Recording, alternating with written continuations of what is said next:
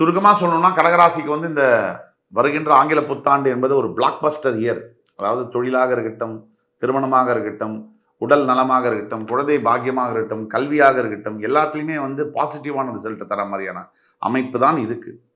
நெகட்டிவ்னு எடுத்தா உடல் ஆரோக்கியத்தில் கண்ட நேரத்தில் சாப்பிட்றது தூங்குறதை மட்டும் அவாய்டு பண்ணணும். பரிகாரங்கள் அப்படின்னு நம்ம வரும்போது கடகராசிக்கான பரிகாரங்களில் முக்கியமான பரிகாரங்கள், தன்னை படிக்க வைத்த, தனக்கு படிப்பு சொல்லிக் கொடுத்த, தன்னை வாழ வைத்த அப்பா முதல்ல, ஆசிரியர்கள் 2வது, முதியோர்கள் 3வது. இவங்களுக்கு உங்களால் ஏதாவது நல்லது செய்ய முடிஞ்சு நீங்கள் செஞ்சீங்கன்னா, மனதார செஞ்சீங்கன்னா, இது ஒன்றே உங்கள் வாழ்க்கையை வந்து மிகப்பெரிய ஒரு நிலைமையில் இந்த ஆண்டு உயர்த்தி விடும்.